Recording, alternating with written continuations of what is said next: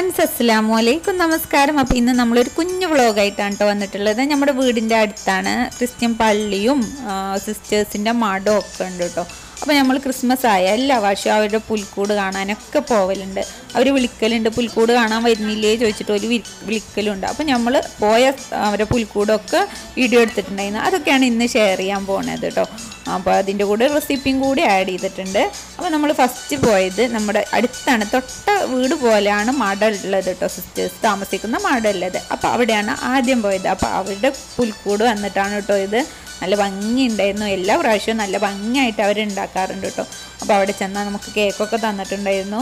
ഭയങ്കര സ്നേഹമാണ് അവർക്ക്. ഇങ്ങനെ കാണാൻ ചെല്ലുന്നതൊക്കെ ഭയങ്കര ഇഷ്ടമാണ്. കുട്ടികളത്തൊക്കെ കാണാൻ ചെല്ലുന്നത് ഭയങ്കര ഇഷ്ടമാണ് അവർക്ക്.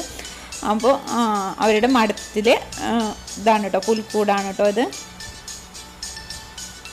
എല്ലാ വർഷമായാലും കുട്ടികൾക്കും പോകണം അവിടേക്ക്. അവർക്കും ഭയങ്കര ഇഷ്ടം പുൽക്കൂടൊക്കെ കാണുന്നതൊക്കെ അവർക്ക് ഭയങ്കര ഇഷ്ടമാണ്.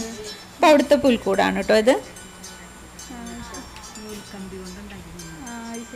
നല്ല ഭംഗിയുണ്ട്.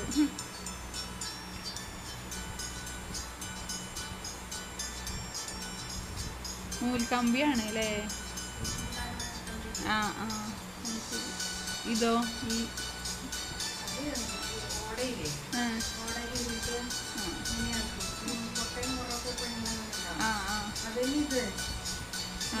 അതുണ്ട്.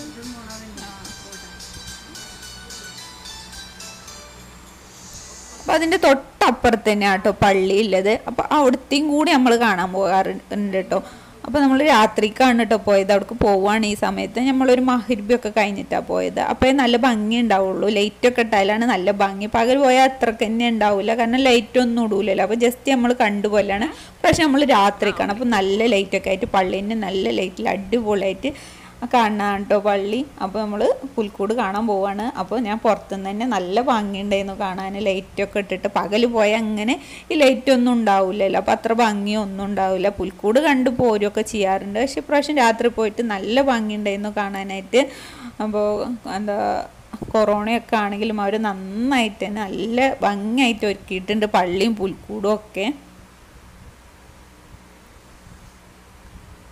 കുട്ടികൾക്ക് ഭയങ്കര സന്തോഷം. ഇങ്ങനെ ലൈറ്റൊക്കെ കാണുമ്പോൾ ഭയങ്കര എന്താ വിചാരിച്ചിട്ട് അവർക്ക് ഭയങ്കര സന്തോഷമായി. കാണാനൊക്കെ ഭയങ്കര ഇഷ്ടമാണ്. പുൽക്കൂട് കാണാൻ പോകാമെന്ന് പറഞ്ഞാൽ ക്രിസ്മസ് ആയ അപ്പോൾ ചോദിക്കും പുൽക്കൂട് കാണാൻ പോകണ്ടേ എന്ന് ചോദിക്കും. അപ്പോൾ ഇതാട്ടോ പള്ളിയുടെ അകത്ത് കയറിയിട്ടുണ്ട്. ഇനി നമുക്ക് പുൽക്കൂടും കൂടെ കാണാം.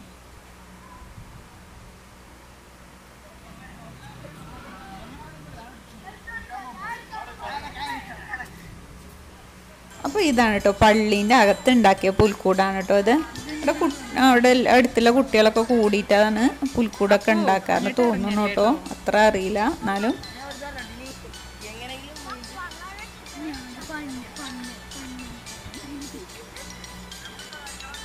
അപ്പോൾ അത് കുറച്ച് വലിയ പുൽക്കൂടാട്ടോ.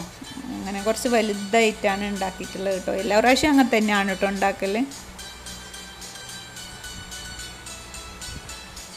ഒരു കുറേ ദിവസം നമ്മൾ ക്രിസ്മസൊക്കെ കഴിഞ്ഞ് 2 ദിവസം കഴിഞ്ഞിട്ടാണ് കേട്ടോ ഇതൊക്കെ കാണാൻ പോകണത്. കാരണം ക്രിസ്മസിൻ്റെ അന്നൊന്നും പിറ്റേ ദിവസമായിട്ടാണ് കാണാൻ പോയിട്ടുണ്ടായിരുന്നത് കേട്ടോ. അവർ കുറച്ച് ദിവസം കഴിഞ്ഞിട്ട് ഇതൊക്കെ മാറ്റുള്ളൂ. അതുവരെ അതങ്ങനെ ഉണ്ടാവും, കുറച്ച് ദിവസമൊക്കെ അങ്ങനെ ഉണ്ടാവും.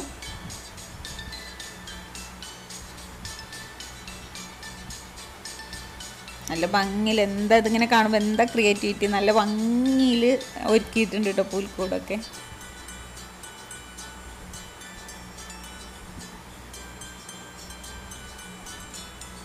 അവിടെ കുറച്ച് ടൈം നിന്നിട്ടൊക്കെ കണ്ടിട്ട് നമ്മൾ തിരിച്ചു പോരാണ്.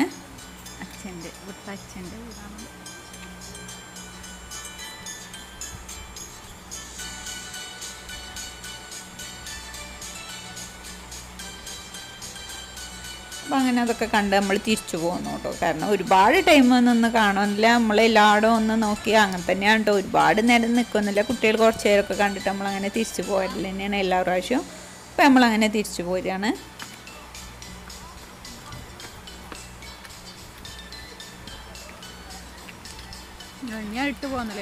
നമ്മുടെ വീടിൻ്റെ തൊട്ടാണ്, അതുകൊണ്ട് നമുക്ക് സുഖമാണ്. ഏത് രാത്രിക്കും ആണെങ്കിലും പോകാം. അടുത്താണ്, നമുക്ക് നോക്കിയാൽ കാണുകയൊക്കെ ചെയ്യുന്ന ദൂരത്ത് തന്നെയാണ്.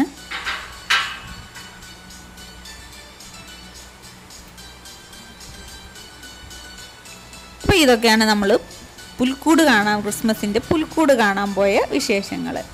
അപ്പോൾ ഇനി നമുക്ക് തിരിച്ചു പോരാം കേട്ടോ.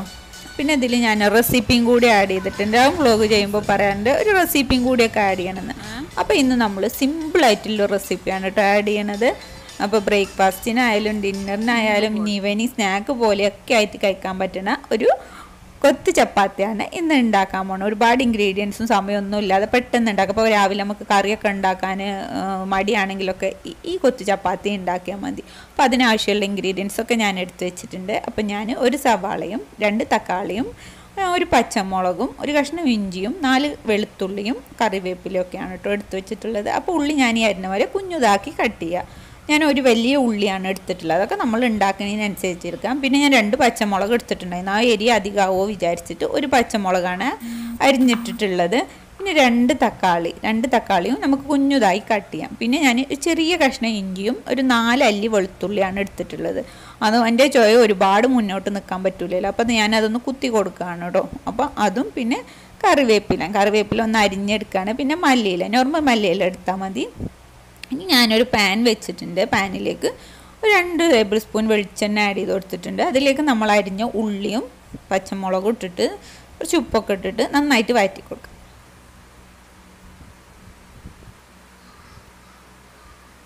അപ്പോൾ അതൊന്ന് കുറച്ച് വഴന്ന് വരുന്ന ടൈമിൽ ഇനി നമ്മൾ ചതച്ച ഇഞ്ചിയും വെളുത്തുള്ളിയും ഇട്ട് കൊടുക്കാം. അതിൻ്റെ ഒരു പച്ചമണം മാറുന്നവരെ ലോ ഫ്ലെയിമിലാക്കി ഒന്ന് വഴറ്റി കൊടുക്കണം. ഇനി ഇതിലേക്ക് ഒരു 1/4 സ്പൂൺ മഞ്ഞൾപ്പൊടി, ഒരുപാട് ഇട്ട് കൊടുക്കണ്ട. അപ്പോൾ അതിൻ്റെ ചുവയൊക്കെ ഇങ്ങനെ മുന്നിലേക്കും. പിന്നെ എരിക്കനുസരിച്ചിട്ട് നമുക്ക് മുളക് പൊടി ആഡ് ചെയ്ത് കൊടുക്കാം കേട്ടോ. എരി കുറച്ചധികം വേണമെങ്കിൽ കുറച്ചധികം ഇട്ട് കൊടുക്കാം, കുറവാണെങ്കിൽ കുറക്കാം. കാശ്മീരി ചില്ലി ഇട്ടാൽ ഒന്ന് കളർ ഉണ്ടാവും. ഇപ്പോൾ കാശ്മീരി ചില്ലി അല്ലാത്തതുകൊണ്ടാണ് കളർ കുറവ് കേട്ടോ. ഇനി നമുക്കിതിലേക്ക് നമ്മുടെ തക്കാളി ഇട്ട് കൊടുക്കാം. അതൊക്കെ നമ്മുടെ മസാലയുടെ വറവ് വരുമ്പോൾ ഇട്ട് കൊടുത്താൽ മതി. തക്കാളി ഇട്ട് കൊടുത്തിട്ടുണ്ട്. ഇനി നമുക്ക് നന്നായി മിക്സ് ചെയ്ത് കൊടുത്തിട്ട് ഒന്ന് വേവിച്ചെടുക്കാം. ലോ ഫ്ലെയിമിൽ ഇട്ടാൽ വെള്ളമൊന്നും ഒഴിച്ചു കൊടുത്തില്ലെങ്കിൽ തന്നെ നമുക്ക് വെന്ത് കിട്ടും തക്കാളി. ഇനി ഞാൻ ചപ്പാത്തി എടുത്തിട്ടുണ്ട്. ചപ്പാത്തി ചുട്ടെടുത്തതാണ് കേട്ടോ. അപ്പോൾ ചപ്പാത്തി ഒന്ന് പീസാക്കി എടുക്കാം, അല്ലെങ്കിൽ കത്തി വെച്ചിട്ട് മുറിച്ച് കൊടുക്കാം, കത്രി വെച്ചിട്ട് മുറിച്ച് കൊടുക്കാം. അതൊക്കെ നമ്മുടെ ഇഷ്ടം പോലെ എന്ന് പിച്ചി കൊടുക്കാം, എന്ത് വേണമെങ്കിലും ചെയ്യാം. ഞാനങ്ങനെ ചെറുതാക്കി എടുത്തിട്ടുണ്ട് നമ്മുടെ ചപ്പാത്തി. അപ്പോൾ നമ്മുടെ മസാല തക്കാളിയൊക്കെ നന്നായിട്ട് കുക്കായി വന്നിട്ടുണ്ട് കേട്ടോ. ഇതിലേക്ക് നമുക്ക് കറിവേപ്പില ഇട്ട് കൊടുക്കാം, മല്ലിയിലൊക്കെ ഇട്ട് കൊടുക്കാം. മല്ലിയില ലാസ്റ്റ് ഇട്ട് കൊടുത്താലും മതി. ഞാനിപ്പോൾ കറിവേപ്പിലയും മല്ലിയിലയും ആഡ് ചെയ്ത് കൊടുത്തിട്ടുണ്ട്. ഇതിന് ശേഷം നമുക്ക് ഉപ്പുണ്ടോ എന്ന് നോക്കണം. ഇനി നമ്മൾ മുട്ടയൊക്കെ ഒഴിച്ചു കൊടുക്കണതാണ്. അപ്പോൾ അതിന് മുമ്പ് ഉപ്പുണ്ടോ നോക്കിയിട്ട് ഞാനിപ്പോൾ ഇവിടെ ഒരു എഗ്ഗാണ് ഒഴിച്ചു കൊടുത്തത്. നിങ്ങൾക്ക് വേണമെങ്കിൽ 2 or 3 ഒക്കെ ഒഴിച്ചു കൊടുക്കുക, അധികം വേണമെങ്കിൽ. ഞാനിപ്പോൾ ഒരു മുട്ടയെ ഒഴിച്ചു കൊടുത്തിട്ടുള്ളൂ. ഇനി ഒരുപാട് വഴന്ന് പോകുന്നതിന് മുമ്പ് നമുക്ക് നമ്മുടെ ചപ്പാത്തി ഇട്ട് കൊടുക്കാം. നമ്മുടെ കഷ്ണങ്ങളാക്കിയ ചപ്പാത്തി ഇട്ട് കൊടുക്കാം. ഇനി നന്നായിട്ട് മിക്സ് ചെയ്ത് കൊടുക്കാം.